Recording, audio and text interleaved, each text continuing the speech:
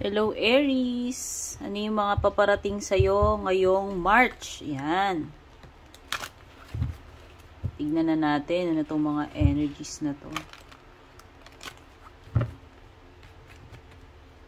If you're new, please don't forget to subscribe, like, or follow. At kung matagal na po kayo dito, thank you so much po sa inyong patuloy na pagsubaybay, panonood ng mga readings natin. Gusto ko lang malaman ninyo na malaking tulong po yung mga shares ninyo, yung likes, yung mga super thanks, stars, memberships, and subscription. Private reading, mga interesado, tignan nyo nila yung mga nakasulat sa description. May paparating na love sa'yo, ngayong March.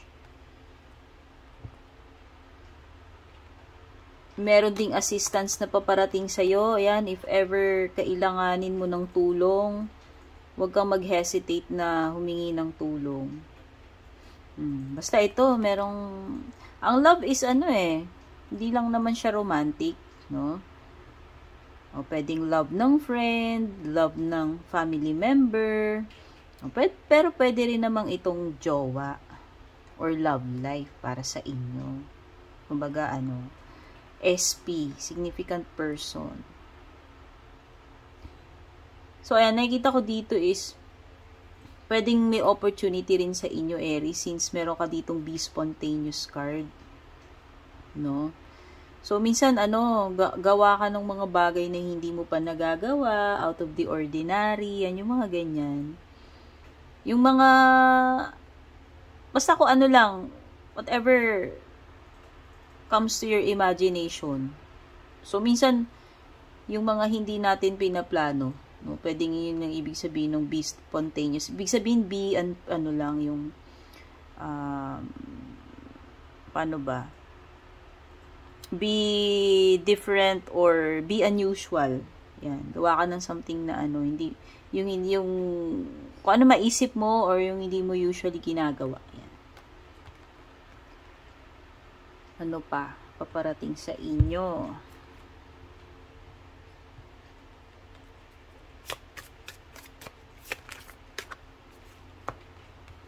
Idealism, patience, health, and lust. Uy, may ganun.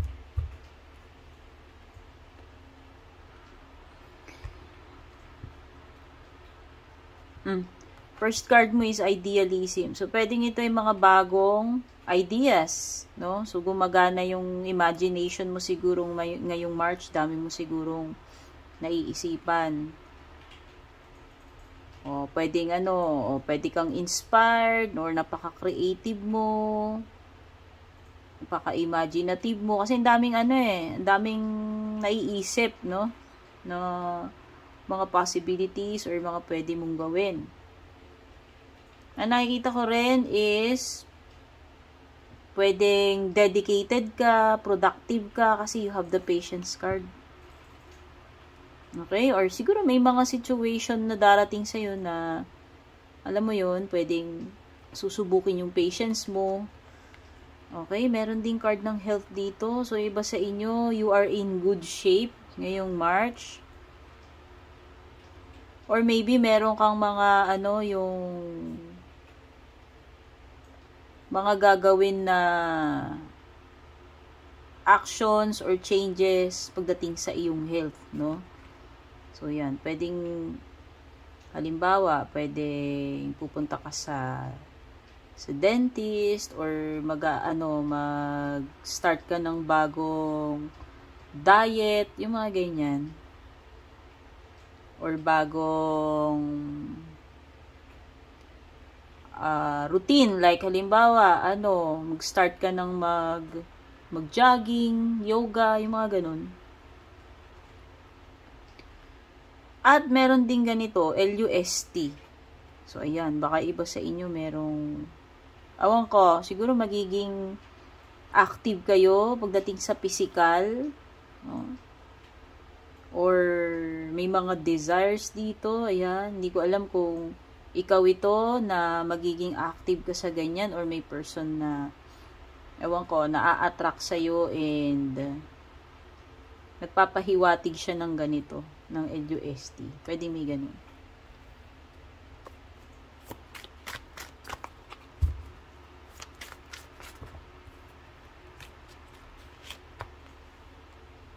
Ballet shoes, white rabbit, yoga, child.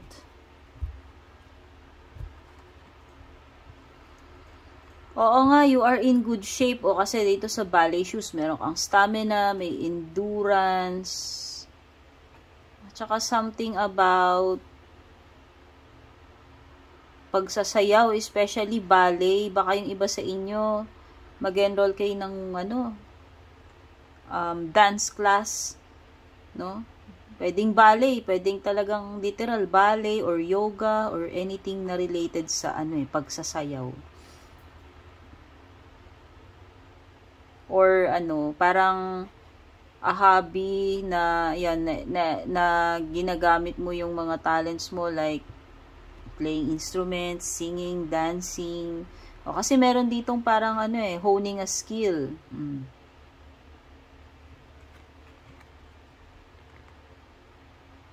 Meron talagang dito, ideas, imagination, pagiging creative, tapos ito naman is curiosity naman. Hindi ko alam kung meron kang bagong trend na susundan, kasi ito si White Rabbit, di ba usually nakikurious tayo dun sa story, sinusundan ni Alice itong White Rabbit. So, hindi ko alam. Siguro meron kang something na nakikurious ka, na ifa-follow mo, itatry mo, or aalamin mo. Pwedeng merong ganun na trend or path na ikaw ay makikurious and then aalamin mo yun. Itatry mo, susubukan mo, yung mga ganun. Oh, may yoga talaga dito, di ba nabanggit ko about health yung yoga? Oh, yung ba talaga sa inyo talagang magi-start kayo ng yoga or pilates or kung ano man ito or iba pang fitness or meditation practices. Oh, meron talagang siguro may situation na kailangan mong bigyan ng time yung sarili mo, Aries, ngayong March na makapag-isip ka ng malalim, makapagmuni-muni. Ayan, kasi may period ng contemplation. So, isa ito sa paparating sa inyo. O, pwedeng ito ay at a time ng pagre-relax din. Kasi si yoga is for relaxation din siya eh. So, yan, magte-take a break ka ngayong March. Isa yan sa paparating sa iyo. Makakapag-isip-isip ka,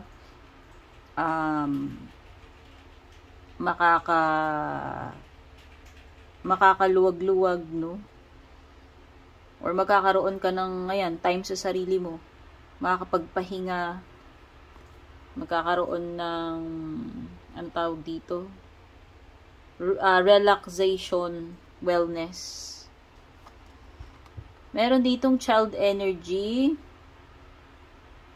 Sabi dito is someone who is fixed, stubborn inner child. Ayan. Makaka-encounter ka ng ganito wherein umiiral yung pagiging matigas ulo, pagkabata nitong person na to, o childish or immature.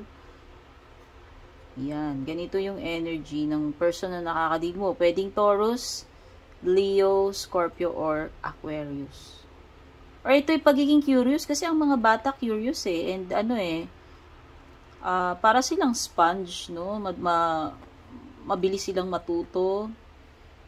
So, yan. Pwedeng ito ay pagiging curious or pagiging parang innocent or pagiging happy kahit sa maliliit na bagay. Kasi di ba ganun yung mga bata? Napaka-pure nila. Or minsan pagiging naive ito, pagiging inosente. Oh. Pwedeng ganun. Or pagiging newbie, yung tamang wala ka pang experience, wala ka pang alam. So, yan. Siguro merong paparating sa'yo wherein, parang mangangapa ka pa lang, na para kang bata, na pag-aaralan mo pa lang. i-explore mo, excited ka, curious ka, no? So, yan. Pwedeng may mga ganyan. By the way, mga signs pala rito, pwedeng, may Aquarius, Virgo, Aries, Sagittarius, Libra, tsaka yung Taurus, mga fixed signs, Taurus, Leo, Scorpio, and, Aquarius. Pa natin yung iba pang paparating.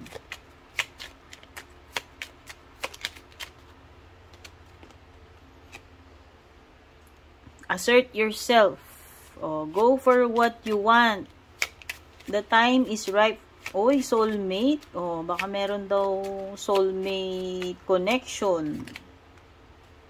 Encounter with a soulmate. Or yung iba dito, birth of a child. Baka may bagong baby na namang madadagdag sa family ninyo. Whether ikaw yan, o kapamilya mo, asawa mo. Meron ding property dito, ngayong March. Pwede daw makapagpundar, bumili, or makapagbenta ng property. Kaya lang may mga concerns dito about security. Yan, basta may mga transactions related to, property. Pa ibang paparating sa inyo.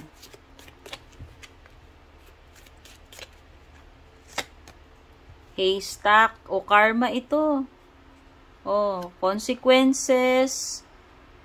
Ano ba tawag dito? Mga bunga, no? Resulta ng ginawa ninyo.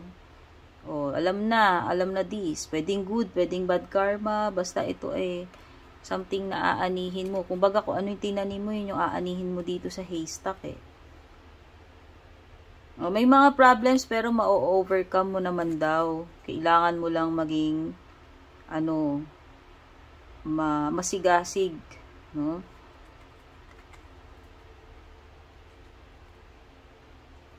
Yun lang yung iba dito. Ayun, meron kang, sadness, disappointment, or heartache. Pwedeng may loss, kasi may binabanggit dyan about loss.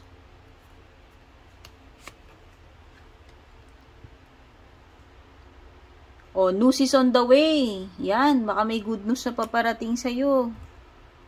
Hindi ko masabi, kasi news lang naman balita. Ano man itong paparating sa'yo, sana good news na lang yan. Ayan talaga. Kasi diba, lumalabas ito. Ayan, masyado ka raw concern sa ganyan. At saka dito. Ikaw na magbasa niyan, ha? Ayoko nang sabihin yan, Aries. Pero masyado kayatang physical ngayong March. As in, too hot to handle. Meron ka rin cracked up dito. Dissatisfaction with life. Yung iba sa inyo talagang may disappointment or hindi kayo mapakali, hindi kayo makontento, meron kayong something na hinahanap. Yan. Maghahanap kayo ng wala.